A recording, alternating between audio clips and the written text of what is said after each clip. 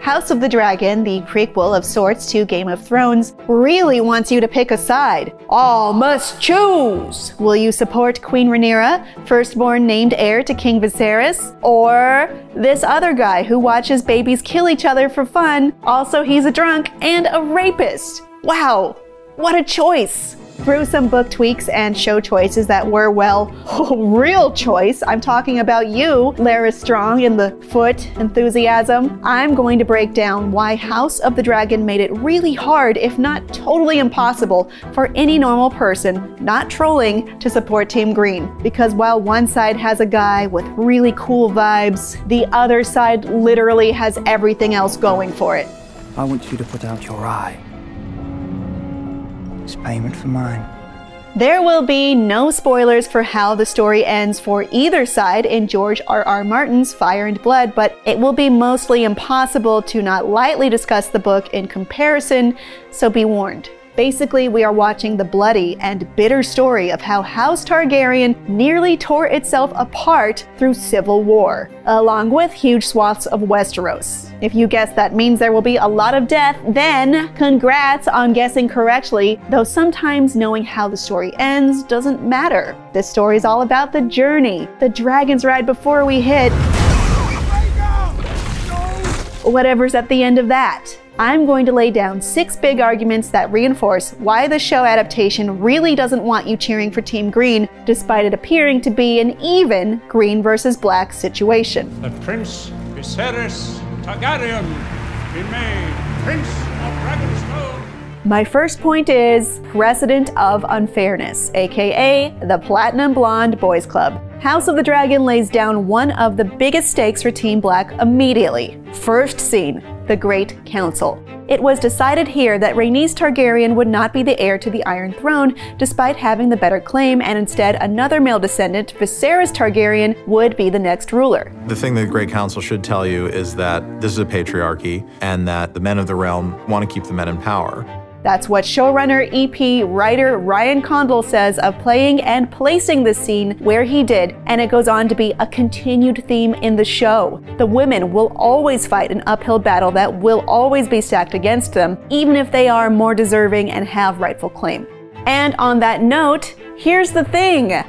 Rhaenys would have been a much better ruler than Viserys. Viserys, again, as described by Condal, I don't think Viserys was a guy who sought the crown or wanted it, really. It kind of came to him. Viserys is mostly depicted as a kind-hearted person who loved one of his children, but the man messed up repeatedly. He was indecisive. He made the call to let his first wife Aemma die and spent the rest of his life pining for her. He let Otto Hightower manipulate him endlessly. He let Alicent name their son Aegon, which I'll get to later. He didn't discipline Rhaenyra or Daemon when he had the chance, and he in general didn't use his power as king when he probably should have, like when people kept calling his first 3 grandsons bastards. The man was a nice guy, but a weak king who set up his family for failure. Meanwhile, Princess Rhaenys is depicted as deft and clever, navigating a world dominated by her male relatives and their advisors. She's a loving mother, she's shrewd, and pretty damn capable with a dragon.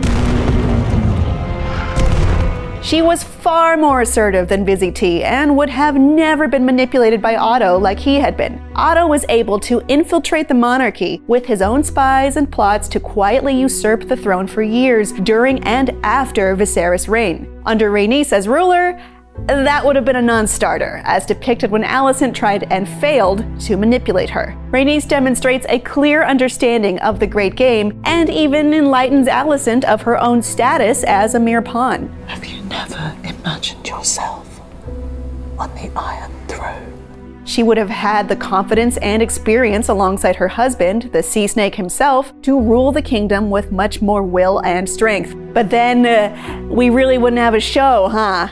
And yet, with his final breath, he whispered to me that you should take his place on the throne. Team Green's basis for legitimacy is a sitcom-level miscommunication. Team Green's best and most relatable character, Queen Alicent, is the only one on that side who is working toward her goal with genuine, unselfish purpose. She believes her husband's last wish was for their son, Aegon II, to be king. We know this to be a misunderstanding, that he was really referring to the Song of Ice and Fire, centered around their son's namesake, Aegon the Conqueror, but to be clear, not Aegon III, who is Rhaenyra's son. People, you gotta stop naming all your kids Aegon. A lot of problems would have been avoided. Anyway, we know Alicent believes it, even after it was demonstrated that she doesn't even like her son, that she's disgusted in his behavior and ashamed of him in general. She seems to only be doing this out of duty to her husband, led by misunderstanding. This is an absolutely different turn from the book, wherein Otto convinces Alicent that if she does not put her son on the throne, Rhaenyra will kill all her children. Making this change allows us to see Alicent as a more innocent and relatable character, but Otto selfishly motivated in both versions. Why do you destroy yourself? Will you see the king tonight? If you wish it. Point 3. The person behind the scenes pulling the strings for at least the important early stages is none other than Otto Hightower. Otto's MO is twofold. 1. Maneuver his house into high positions within the monarchy, including the throne itself, for power and profit. And 2. F*** Daemon over. If only the prince would show the same devotion to his lady wife as he does his work, Your Grace. Your own lady wife passed recently. Did she not? Otto and Daemon can't stand each other, and all of Otto's moves happen to keep him out of succession. From before Alicent's marriage, when he jockeyed for Rhaenyra to be heir instead of Daemon, to after, when he worked to get his own grandchildren on the throne. And to be fair, Daemon is not a great person, and he would probably be a pretty bad king. But this doesn't take away that Otto's movements are entirely selfish and petty, and involve using his teenage daughter as little more than a bargaining chip. But I swear to you now, on your mother's memory, you will not be supplanted. For my fourth reason against Team Green fandom, I'm just going to say it. Viserys, the man whose word was law, wanted Rhaenyra to succeed him. He was very clear, it was acknowledged, and then oopsie, everyone just forgot after he passed away. Viserys was very clear until the end of his life that he wanted Rhaenyra and only Rhaenyra to succeed him. My father chose me, his firstborn child, to succeed him. He never offered it to his younger children through Alicent, nor did he offer any paternal love or care whatsoever to the other three, or four. I sometimes forget Daeron exists. To underline this point, he proclaimed it several times, and he made several houses literally bend the knee to Rhaenyra in a big production. What, did we all forget? House Baratheon, House Hightower, you forgot? Lord Beesbury didn't forget, and Team Green's resident psychopath, Criston Cole, brutally killed him for it. At any rate, while Viserys was a failed king in many ways, he was at least very clear on this one decree, and everyone agreed to it, while he was alive. I would rather feed my sons to the dragons than have them carry shields and caps. For your drunken usurper of a king. For the fifth prong of this argument, I'm going to make it a double header. Two very bad people are in the most powerful and second most powerful positions in the Team Green monarchy. And yes, I am saying these people are worse than Otto Hightower, who at least isn't an openly violent lunatic abuser. Here's the thing about current reigning king Aegon II. He sucks. In House of the Dragon, the guy truly sucks. In Fire and Blood, though, he's no worse than anyone else. Most characters in Fire and Blood actually have both good and reprehensible qualities, while it's a lot less gray in the show. Maybe at the end of the show, we'll eventually see the story as being told by only one of the unreliable narrators from the books, but for now we can assume this is the true world of House of the Dragon. King Aegon is spoiled, cruel, he's definitely raped, he likes watching Baby Fight Club and making bastard babies to fight in said Baby Fight Club, and it's not like he doesn't personally invoke brutal violence himself. He's not a good guy. Hot D is also clear to show us a reason why. He's a man who grew up without much love. Like I mentioned, Viserys only shows affection to his first child and leaves the others at a distance. Alicent clearly isn't a fan either. You are no son of mine. He's got his bro Aemond, who does seem to share a bond with, but he could take or leave his sister wife Helaena. It seems like his best connection is with his former brutality trainer and current Hand of the King / true psychopath idiot, Criston Cole. Criston, like Otto before him, carries both the Hand of the King brooch and just a whole lot of petty hatred for someone on Team Black. For Criston, it's Rhaenyra. She slept with him once in their youth, and he took his vow of chastity more seriously than most Kingsguard do, and thus offered to run away with her and get married. Weirdly, she didn't accept his offer for her to give up her life, title, throne, wealth, name, family, and everything else she had in her life to marry a guy she hooked up with once. And from then on, he hated her. She definitely did a bad thing and abused her power, that is true, but he then decided to dedicate his life to bitterly hating her, thereby ruining her first wedding by murdering someone and taking any chance possible to use extreme violence against her cause as well as abuse her children. Use your feet!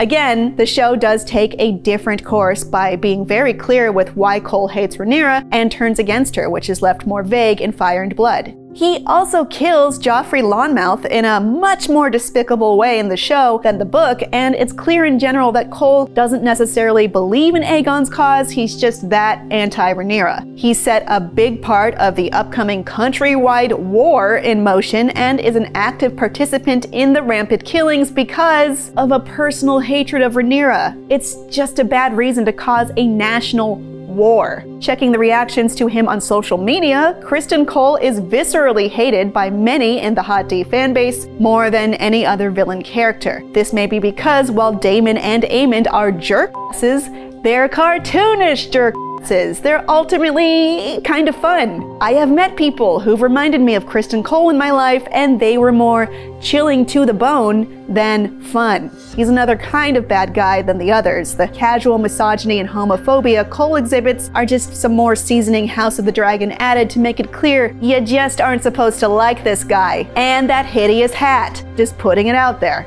And now a child. The Blackwoods are an ancient house with a formidable army. In the Riverlands, they once ruled as kings. The sixth and final argument I'm laying down here is indeed a book spoiler, though it does not clear up anyone's fate in particular, and I'm going to leave non-essential parts vague. First, I'm going to start with a book spoiler that isn't the actual spoiler, which is that writer George R.R. Martin loves House Blackwood. For one reason or another, throughout his entire chronicle of Westerosi history, whatever side House Blackwood supports is the good side. They are the author's ultimate good guy house, even more goodly than House Stark, if you can believe that. Anyway, the Blackwood support Team Black in the book. Books and shows don't always line up, as you know, but you can interpret from there. So, in Fire and Blood and House of the Dragon, Daemon is shown to be a very complicated character who achieves both noble acts and commits horrific monstrosities. A large group of fans like seeing Daemon and Rhaenyra as a couple despite the incest and massive age gap, which is, okay, I'll allow it in context, I guess. He's also abusive, a sex predator, and he definitely killed his first wife. Don't forget that, shippers.